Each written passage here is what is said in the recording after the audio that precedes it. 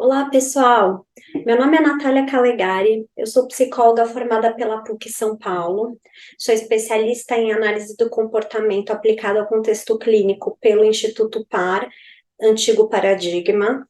Sou aprimorada em comportamentos alimentares pelo HC, o Hospital das Clínicas, e mestre em psicologia experimental pela USP.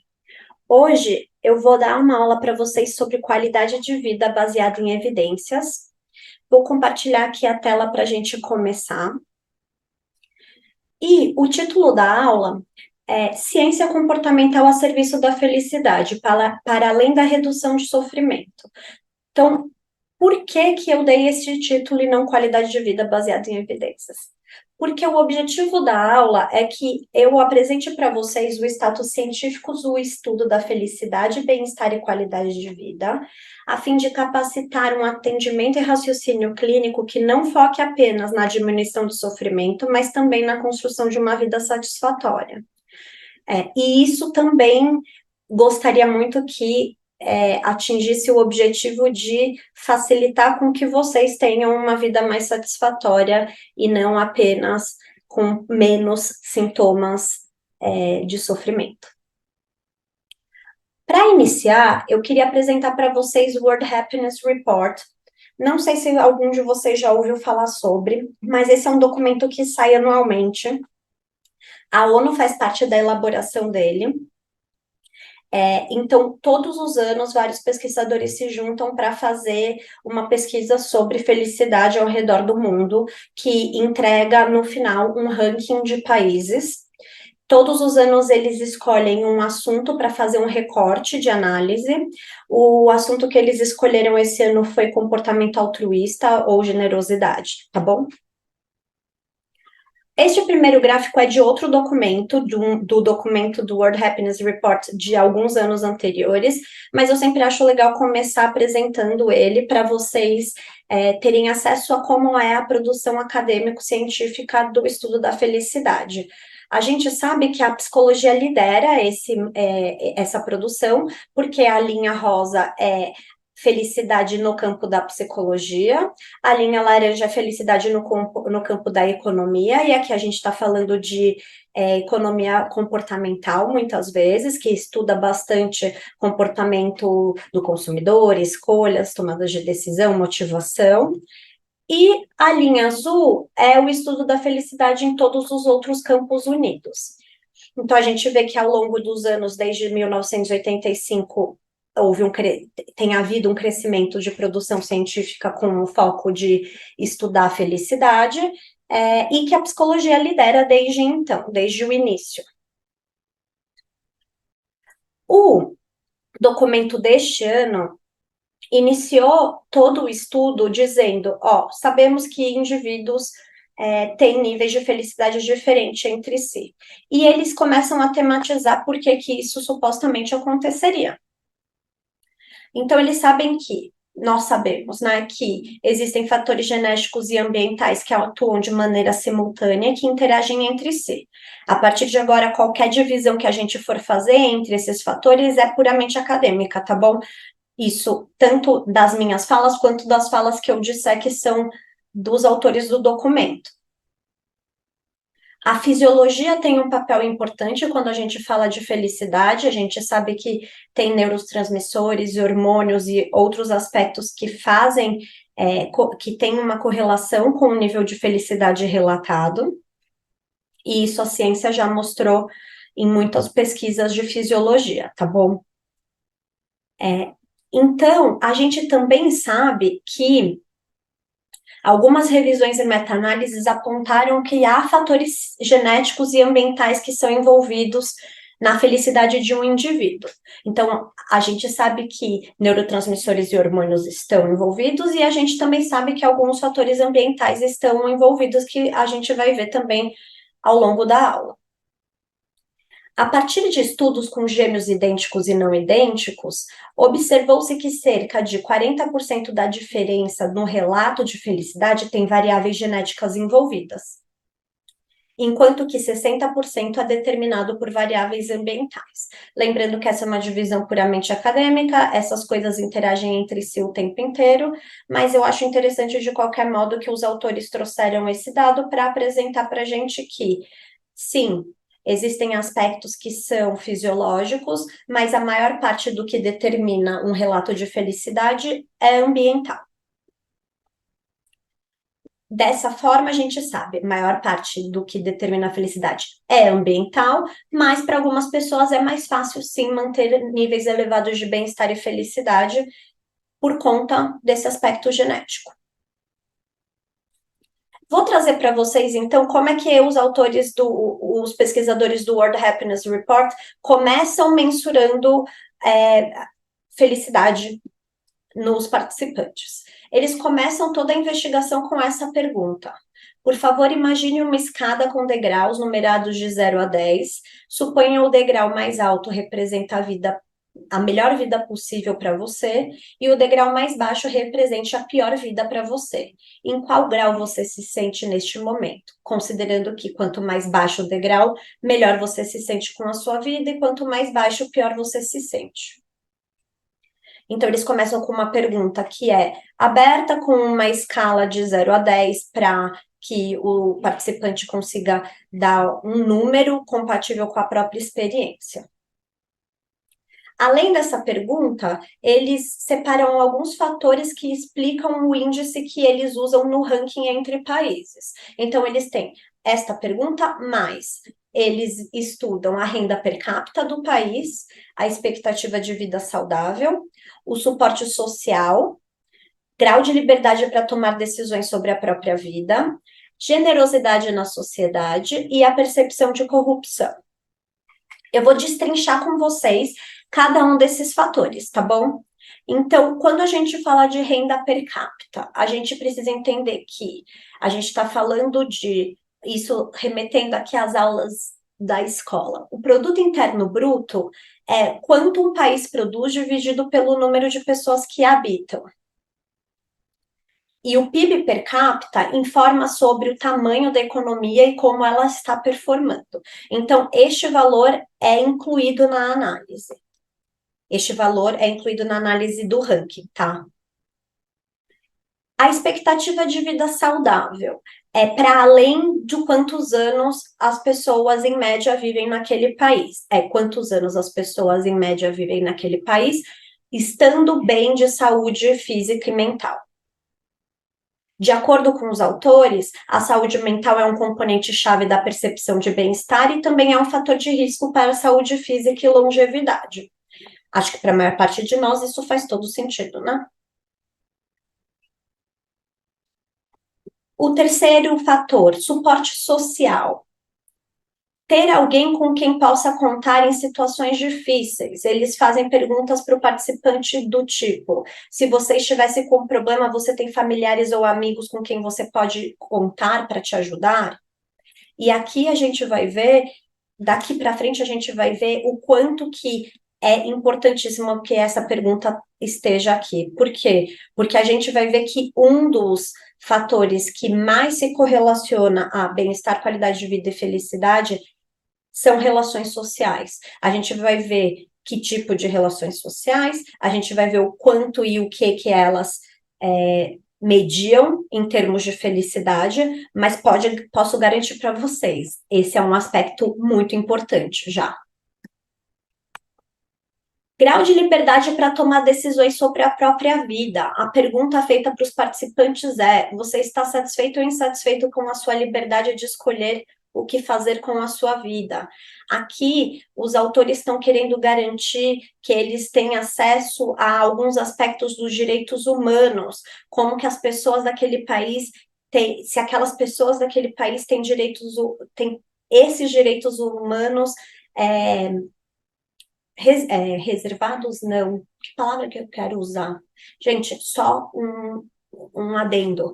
Eu tô grávida de 8 meses e a minha memória tá bem ruim, mas voltando aqui, eles querem garantir que os participantes consigam dizer se eles estão tendo esses direitos humanos preservados, tá bom? Então, que direitos humanos são esses? Direito à vida, à liberdade, liberdade de não ser escravizado, torturado, liberdade de expressão, direito à educação e ao trabalho e mais. Então, e uma coisa que a gente vai ver é que, em geral, os países que estão abaixo, os países com mais baixos no ranking, eles de fato são países que têm uma instabilidade política grande, em geral, governos mais para autoritários também. Generosidade na sociedade, a qual eles perguntam para o participante se ele doou o dinheiro para alguma instituição no último mês. Acho bem estranha essa pergunta, honestamente, porque acho que tem mil jeitos de você ser generoso para além de doar dinheiro para uma instituição, mas, enfim, já começando a problematizar aqui. Esse é um marcador do senso de engajamento comunitário positivo e uma maneira central de humanos se conectarem. Eles estão dizendo isso porque eles já estão defendendo porque o recorte desse ano é comportamentos pró-sociais generosos e altruístas, tá bom?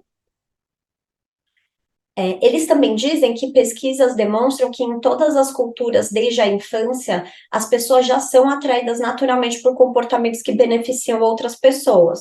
E isso é defendido por algumas pessoas, por alguns estudiosos da filogênese, né? Porque eles percebem que, de fato, indivíduos humanos que foram sensíveis a se manterem em pequenos grupos obteram vantagens e sobreviveram, né? E o último fator, percepção de corrupção, que é medida com algumas perguntas. A primeira, a corrupção é espalhada por todo o governo. Segunda, a corrupção é espalhada nos negócios do seu país. A ideia toda é que eles entendam se o indivíduo entende que as pessoas confiam no governo daquele país, têm confiança na benevolência dos outros. Certo? Então, este é o grosso de como eles mensuram o que eles estão chamando de felicidade, esses 5 fatores, mas aquela pergunta é aberta. Claro que são medidas pouco, eu diria, não são ótimas medidas, né? Digamos assim. Ainda assim, tem coisas bem interessantes que a gente consegue apreender deste documento, tá bom? Aqui é a primeira parte do gráfico. A gente vê a Finlândia em primeiro lugar. A Finlândia está em primeiro lugar há 5 ou 6 anos, se eu não me engano. E antes dela liderar o primeiro lugar por anos consecutivos, ela ficava rodiziando com outros países nórdicos. Aqui a gente vê, por exemplo, os 10 primeiros colocados são Finlândia, Dinamarca, Islândia, Israel, Holanda, Suécia, Noruega, Suíça e Luxemburgo. A gente vê que pelo menos 5 de 10 são países nórdicos, tá? Grande parte desses países fica na Europa, com exceção de poucos, talvez 3 ou 2, com exceção de 2. Portanto, a gente já começa a entender um pouco que a concentração dos mais ranqueados como países mais felizes fazem parte, em geral, de um mesmo continente, não é mesmo? Nada muito surpreendente também, apesar da gente ver que existe uma distância também entre países da Europa. Então, por exemplo, primeiro lugar, Finlândia, mas aqui a Itália está em 33º, né? Mas aqui a Croácia está em 48º. Então, existe uma bela de uma diferença, ainda assim são os mais bem colocados, tá? Nós estamos bem por aqui. O Brasil está em 49º, e eu queria mostrar para vocês uma coisa interessante que é o quanto o Brasil caiu de ranking ao longo dos anos. Em 2015, o Brasil estava em 16º, atualmente ele está em 49º. A gente vê que o Brasil já estava numa tendência de cair antes da pandemia, que começou em 2020, mas teve uma queda bem acentuada pós-pandemia, né? Claro, enfim, a gente teve um período de instabilidade de saúde com a pandemia, períodos de instabilidade política também com as eleições logo antes da pandemia. Imagino que isso tenha tido algum efeito, dentre vários outros fatores, né? Aqui a gente vê, eu esqueci de mencionar, mas que eu acho legal. Nos primeiros colocados, a gente tem alguns países da América Latina ou América Central. Por exemplo, o Chile está aqui em 35º, o México está em 36º também. Mas aqui a gente vê que o Brasil está em 49º, seguido de El Salvador. A Argentina tá na posição 52. Então, assim, juntando todos aqueles índices que eu mencionei, eles fazem um cálculo e eles conseguem comparar os países, né? Os últimos colocados estão nesse terceiro slide. O último colocado é o Afeganistão, muita instabilidade política, governos mais pró-autoritários, guerra civil, assim como o Líbano. Maior parte desses países, a gente fala de muitos países que estão no continente africano também. E, como eu disse para vocês, como o recorte desse ano foi sobre comportamentos altruístas, o que que eles trouxeram de recorte legal? Eles trouxeram esse gráfico para mostrar para a gente que, quando eles compararam alguns comportamentos altruístas, benevolentes ou generosos, como doação, voluntariado, ajudar um estranho e comportamentos pró-sociais como um todo, quando eles compararam esses comportamentos entre os anos de 2020, 21 e 22, eles perceberam que de 2020 para 2021 houve um aumento em todos esses comportamentos, seguido de uma queda em 2022, porém de uma sustentação de um aumento se comparado 2020 para 22. Então, o que que os autores entenderam disso? Eles entenderam que o bem-estar foi destacado como causa e resultado do altruísmo. Aqui, quando eles falam causa, eles não estão falando de uma relação causal, eles estão falando só de ser antes. O que eles estão querendo dizer é: pessoas que estão bem tendem a ter mais comportamentos generosos, assim como pessoas que têm mais comportamentos generosos tendem a se sentir melhor. Mas eles não estão falando que um produz o outro necessariamente, tá bom? Eles dizem também que, no geral, essas evidências de que um maior bem-estar promove altruísmo e que o altruísmo promove um maior bem-estar são evidências convincentes. O altruísmo também cria um maior bem-estar naqueles que recebem aquela tipo de ajuda. Mas, para que isso aconteça, a pessoa que tá sendo beneficiada, ela precisa ver aquele comportamento como um comportamento intrínseco, não como uma obrigação. Algumas evidências estão sugerindo que o altruísmo também pode aumentar o bem-estar daqueles que observam comportamentos altruístas sendo emitidos, mas que esse efeito pode depender de algumas variáveis sociais prevalecentes. Isso significa, por exemplo, algumas variáveis culturais de como aquela cultura vê aquele comportamento, aquele tipo de ajuda.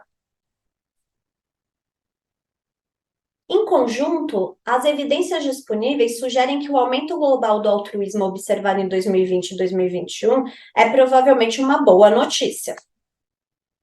Não apenas um aumento no comportamento altruísta é bom por si só, mas esse aumento quase certamente correspondeu a aumentos generalizados de bem-estar durante este mesmo período, já que eles estão vendo que pessoas que são generosas, costumam relatar se sentirem melhor depois de terem sido generosas. E também porque eles perceberam que pessoas que estão relatando maior bem-estar tendem a ser mais generosas, que é aquela relação que eles chamaram de causa e resultado. Ainda assim, eles levantam que Mais pesquisas são necessárias para abordar essa e outras questões em aberto sobre a relação causal entre bem-estar e formas específicas de altruísmo, e que responder isso seria crucial para identificar as formas mais eficazes de promover ainda mais o altruísmo e bem-estar em todo o mundo.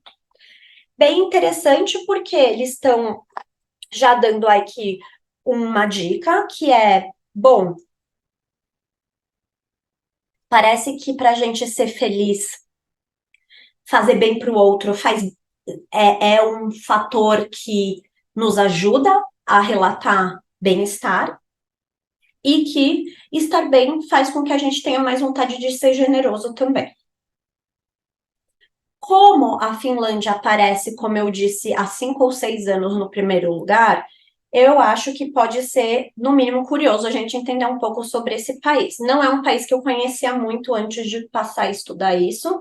Não sei se vocês daí deste lado conhecem, mas vou apresentar um pouquinho de como a Finlândia é retratada ao redor do mundo, especialmente porque todo ano, quando sai esse report, a mídia internacional e nacional tende a produzir matérias como essa. Puxa, olha, a Finlândia é o país mais feliz do mundo, eles estão dando dicas de como ser feliz, eles oferecem viagens gratuitas para que você aprenda a ser feliz. E, meu, incrivelmente é verdade isso.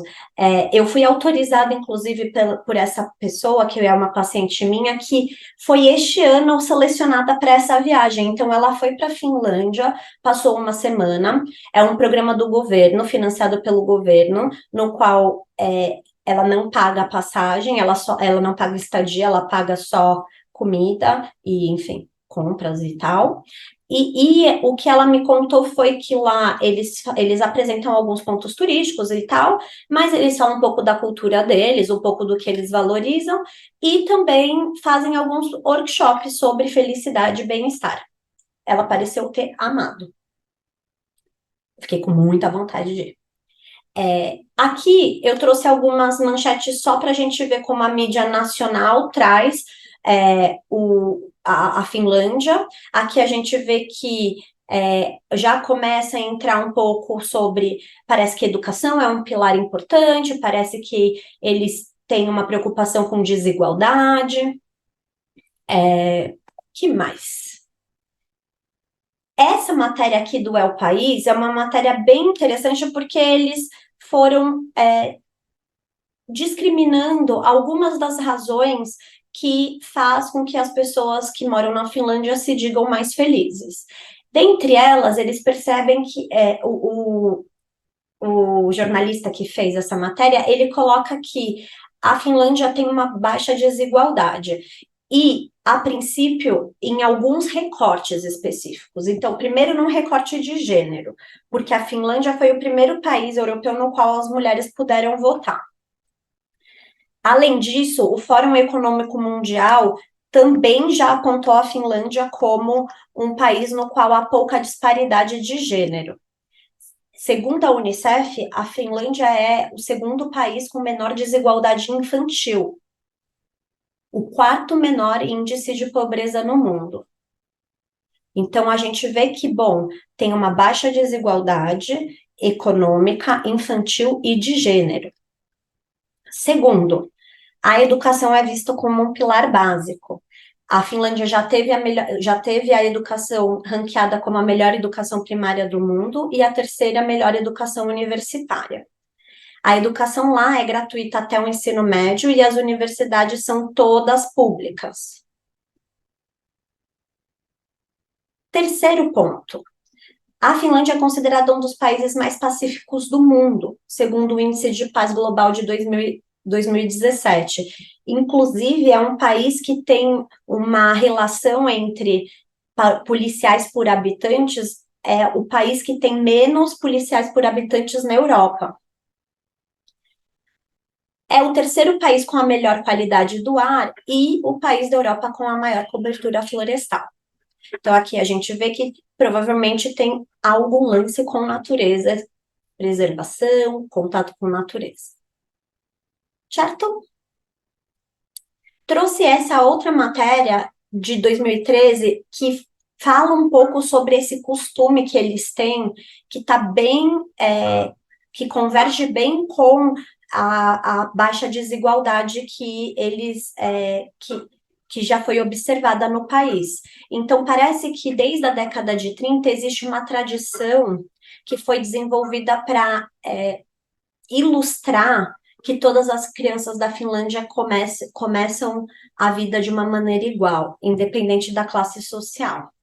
O que isso significa? O governo oferece esse kit para todo mundo que está grávido. Esse kit contém alguns macacões, saco de dormir, roupas de inverno, produtos de banho para o bebê, fraldas, roupas de cama e um pequeno colchão. Esse colchão é colocado nessa caixinha de papelão, e a ideia toda é que isso sirva de metáfora para esse valor de igualdade. Além disso, não só em termos de qualidade de educação, em termos de conteúdo, a Finlândia já importou em 2017 e ainda importa um programa anti-bullying bem interessante. Inclusive, já vi algumas escolas mencionando isso aqui no Brasil. Não muitas, infelizmente. Mas esse método chamado Kiva é um método que foi estudado, foi produzido, foi desenvolvido na Finlândia e foi estudado por lá também, dentro dessa universidade que chama Universidade de Turku, e eles perceberam que esse método conseguiu eliminar completamente em até 80% do bullying das escolas. Qual a diferença desse método do que das outras intervenções que a gente pode ver anti-bullying? A maior parte dos programas anti-bullying foca na vítima do bullying e no agressor ou agressores. Este foca especialmente nas testemunhas, que é a maior parte das crianças ou adolescentes na sala de aula. E, além disso, eles focam também na prevenção. Então, desde o começo da educação, eles vão ensinando as crianças a discriminar o que são conflitos naturais do relacionamento humano, de se relacionar com outras pessoas, do que é uma violência, né? Então, eles capacitam todas as crianças que estão observando que existe um comportamento de violência a não ficarem quietas, a não serem espectadoras, muito menos a serem apoiadoras desse comportamento. Mais uma matéria, essa de 2017, que eu trouxe para a gente ir conhecendo um pouquinho mais desse país. Então, 6 indicadores de dar inveja e 3 curiosidades sobre a Finlândia. Aqui a gente vê que é um dos países com a menor taxa de mortalidade infantil do mundo. Já foi o melhor país para ser mãe, segundo essa organização Save the Children, porque oferece 1 ano de licença maternidade, reinserção ao mercado de trabalho após essa licença, creches gratuitas para famílias de baixa renda. Além disso, um dos pais pode ficar em casa ganhando $500 por mês até a criança fazer 3 anos. E aqui a gente já vê que a importância de eles colocarem essa política pública como acessível para pais também e não só para mães, porque aí a gente já começa a desenhar um pouquinho mais de igualdade de gêneros, no sentido de que todo aquele argumento de nossa, mas não dá para contratar moças que engravidam, porque elas vão tirar muito tempo de licença. Caras vão também tirar, então isso já não vai fazer mais muita diferença. Em 2016 foi considerado o segundo país mais igualitário. E o The Economist já considerou o terceiro melhor país para se ser uma mãe que trabalha fora.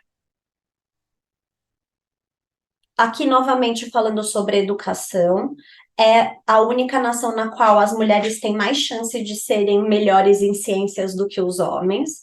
Em geral, mulheres têm um ranking de pontuação mais elevado em matérias humanas ou em profissões de cuidado e educação, enquanto homens em matérias de exatas ou profissões tecnológicas. Parece que na Finlândia, apenas na Finlândia, mulheres têm mais chance de se saírem melhor em ciências. Ocupa a quinta posição global em ciências, a quarta em literatura e a 12ª em matemática. Isso em 2017, né? É um dos países menos corruptos. Então, já em 2017, já fazia 5 anos que a Finlândia ocupava uma das 3 primeiras posições nesse relatório da organização Transparência Internacional. As pessoas, então, confiam muito no governo, confiam muito em si mesmas. 75% do território é composto por florestas, possui 180 mil lagos, e eles têm um direito público garantido de trânsito livre na natureza, que tem este nome aqui, que eu não sei falar. Então, se eu quiser passear por uma floresta e esta floresta tiver em algum momento uma propriedade privada, eu tenho o direito de passar por lá sem a autorização do proprietário e eu posso, inclusive, pernoitar por lá. Obviamente, isso revela que existe um valor de contato com a natureza que é cultural, né? E é um país que já foi polo de inovação, né? É da onde a Nokia tem maiores motores a diesel do mundo, inventou os celulares com SMS e inventou Angry Birds. Para quem não sabe, é um joguinho. Dito tudo isso, eu achei que seria relevante trazer, uma matéria que fosse mais atual, essa saiu esse ano no New York Times, e dois, uma matéria que oferecesse uma visão global da Finlândia e que talvez não fosse só contando as 1000 maravilhas que acontecem no país. Obviamente, assim, todas aquelas coisas que eu disse são verdade, mas vamos ver que se não tem um recorte nisso. Isso não. Elas são verdade, mas para quem, onde, quando? Eu trouxe em formato deste post de uma página no Instagram dessa moça que fala sobre viagens. É uma página que eu acho legal, porque eu gosto de viajar, mas enfim, nada relevante aqui. Eu só trouxe em formato de post para ser mais palatável, tá? Mas basicamente podia ser formato de tópico, porque a matéria, tudo que tiver aqui é o que está na matéria de qualquer jeito. Eu só trouxe para ser mais divertidinho. Então, o que que a matéria do New York Times começa dizendo? Começa trazendo, por exemplo, a experiência desse casal, que fala a seguinte frase: o país faz com que as pessoas se sintam seguras e não deixadas de lado. Esse casal é um casal de artistas que recebe uma bolsa, um apoio financeiro para poder exercer a atividade que eles mais têm prazer em. Então, eles sentem que eles podem focar nos projetos deles sem o medo da oscilação financeira que um artista sente dentro desta profissão. Né? Então, financiamento público para educação e artes, incluindo bolsas individuais para artistas, dá liberdade para pessoas terem carreiras criativas se quiserem, sem se preocupar com o dinheiro, e esse é o caso deste casal. Aqui, eles falam sobre a experiência, o fato de ser um país que tem uma grande cobertura florestal. Então, 1/3 dos tesouros naturais da Finlândia está acima do Círculo Polar Ártico, portanto, é bem sensível aos efeitos do clima. E parece que alguns finlandeses se preocupam com isso, especialmente porque têm percebido um aumento de partidos que são contra políticas climáticas. Então, aqui a gente já começa a ver, bom, tem algumas leis que protegem, né, essa natureza. Além disso, tem, por exemplo, aquela lei do trânsito livre em locais com recursos naturais. Ainda assim, a Finlândia sofre com partidos que não estão a favor de preservação, por exemplo. E a frase desse finlandês aqui é: o capitalismo global ainda está liderando o jogo por aqui.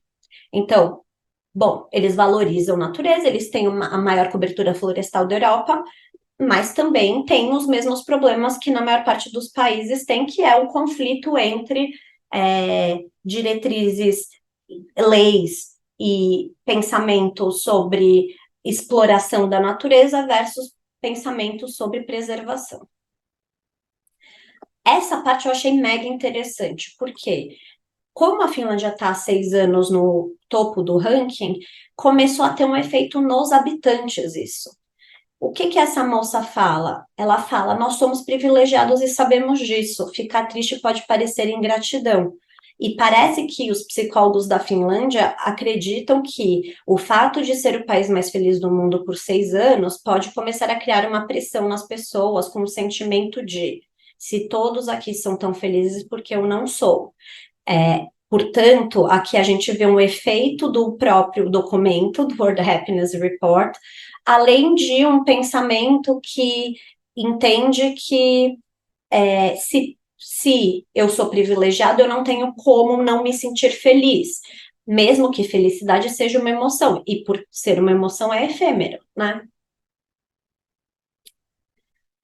Entramos agora num recorte ainda mais problemático, que é: parece que todas aquelas descrições de um país que você confia na benevolência do outro, um país que é muito unido e que tem uma coesão comunitária e etc., parece que não é assim para todo mundo. Por exemplo, esse finlandês, ele falou a seguinte frase: sendo um homem gay e preto, você ainda se sente como a única pessoa do lugar. E isso porque 90% da população da Finlândia é branca. E ele diz que sempre se sentiu isolado. Além disso, parece que existem algumas dificuldades para quem é imigrante na Finlândia. Por exemplo, essa moça imigrou em 92 para lá, e ela de fato imigrou porque ela admirava e admira a liberdade do país para as pessoas irem atrás dos seus sonhos, sem se preocupar com necessidades básicas, mas ainda assim ela percebe um grande crescimento de ideias anti-imigrantes que vem crescendo por lá e pela Europa toda, né? Por último, eles trazem a visão dessa senhora que diz que viu pós-Segunda Guerra o país muito destruído e que a união entre as pessoas para a reconstrução do país deu um senso de comunidade e união entre as pessoas.